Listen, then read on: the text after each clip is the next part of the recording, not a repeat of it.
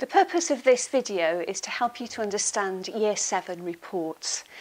We are in a context where the curriculum has changed significantly, and at Key Stage 2 and Key Stage 3, the national curriculum has been removed.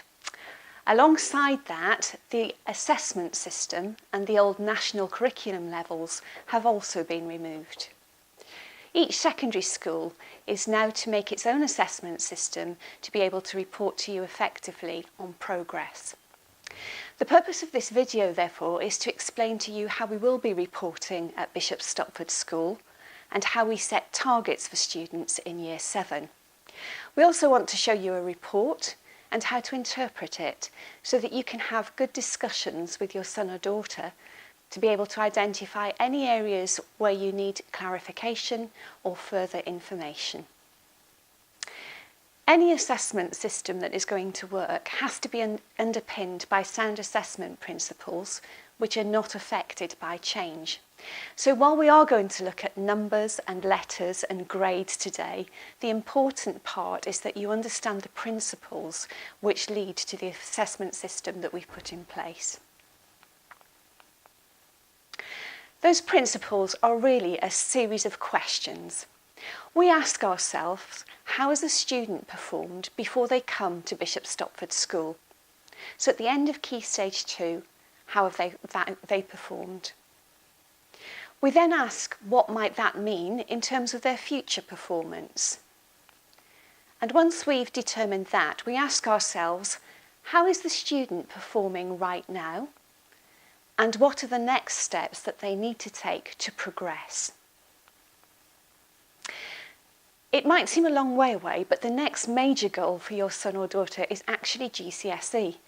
And so even in Year 7, we're asking ourselves, where might current performance lead? As GCSE is governing our target setting, it's worth me outlining some of the issues there first of all. GCSEs are changing significantly, and the A star to G grades that we've been used to for some time now are being replaced. They're being replaced by a number system. Whereas in the past the top grade was an A star and went down to a G grade, we now have a 9-to-1 numbering system. So students who historically would have got a C or a B will be getting a 4 to a 6th grade, and those getting A and A star will now be awarded a 7 to 9. What we've done at Bishop Stopford School is to adopt those numbers right the way through from Year 7 right up to Year 11. This means that there's continuity through the grading system.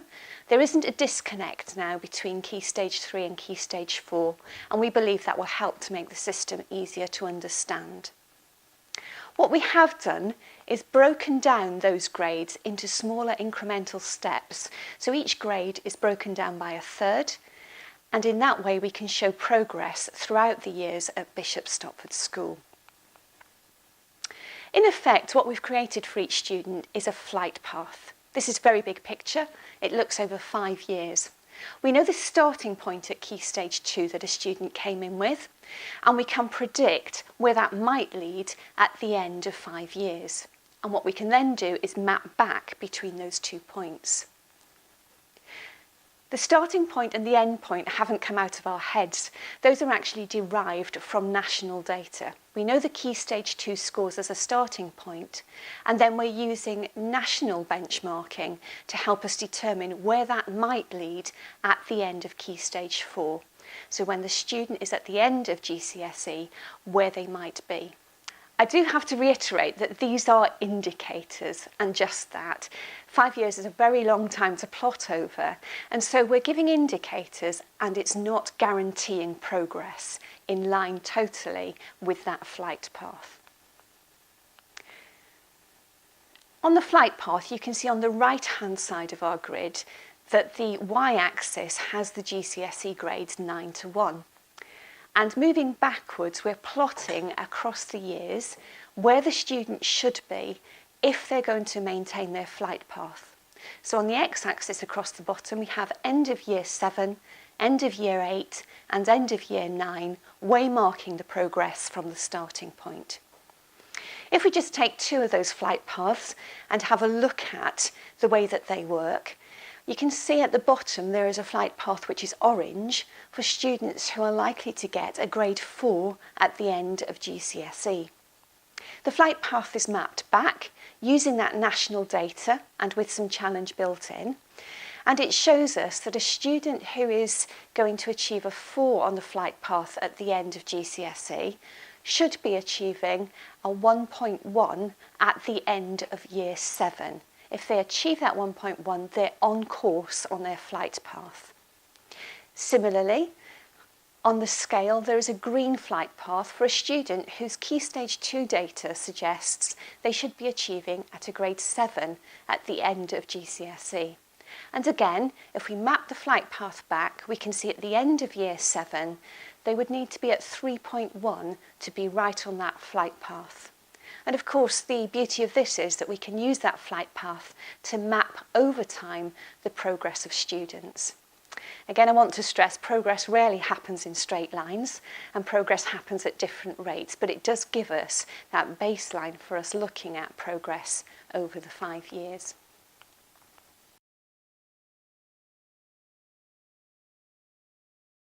Reports can be read in both rows and columns. If we look at the rows first of all, on the left-hand side you have the subject, the class teacher who's completed the report, and the set if this is appropriate. The data can be read downwards as well. The first 2 columns reflect the student's effort and reliability, and the last 2 link to likely outcomes. Let's have a look at the first 2 columns then, first of all, class effort and homework effort. And let's have a look at those columns in a little bit more detail. We have a 1 to 5 scale for these 2 areas, 1 being the lowest and 5 being the highest. These are really important columns because they both show the amount of effort a teacher perceives a student is putting into their work. And they tell us something about the likely progress too. And we'll come back to that in a moment or two. The third column, the target grade column, is an end of year target. It's set by the teacher, but again it's heavily informed by the national data as we previously outlined. While the flight path itself isn't on this report, it will accompany the report when the report comes home. So what you're seeing in the target grade column is the end of year 7 part of that flight path. The only 2 subjects which differ in terms of the numbers being shown are PE and drama. The reason for this is at Key Stage 3, both PE and drama are practical subjects and we're assessing the practical skills only, not the theoretical part, which is part of GCSE. Therefore, you'll notice against PE and drama either emerging, exceeding or expecting as the level the student is at. So those are our 2 exceptions.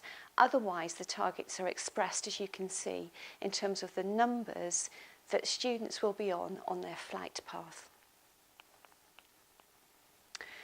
The 4th column is the projected grade column. And this is where the teacher is making a judgment about the student's likely performance at the end of the year based on what they're currently doing. They'll use their teacher assessments, their knowledge of the student, class and homework to make that assessment. And again, I just want to make the link with the first 2 columns about effort and reliability. So in our example, the student in history, as you can see, has been given 2 2s for classwork effort and homework effort. Those 2s are at the lower end of the scale and suggest that the student isn't putting in as much effort as they possibly could. The target for the student is a 1.3 for the end of year 7. And the teacher is saying that currently the projected grade, if the student continues as they are at the moment, is 1.1. So the student isn't maintaining that flight path, and clearly there's a link there between the effort and the projected grade. We've had a look at the numbers and we've had a look at some of the complexity of setting targets, but I do just want to go back to the principles which underpin those numbers and the judgments that are being made. Firstly, are there clear targets which everyone can understand? That means the student understands them, Clearly the teacher understands them and you understand them at home. Secondly, how is the student performing in relation to those targets right now, at this moment in time? How are they doing? And thirdly, and vitally, what do they need to do next to progress? The first question, are there clear targets? The second, how is the student performing right now, are both contained in the report, and the answers to those questions are there. What isn't there is the answer to the question, what does a student need to do next to progress?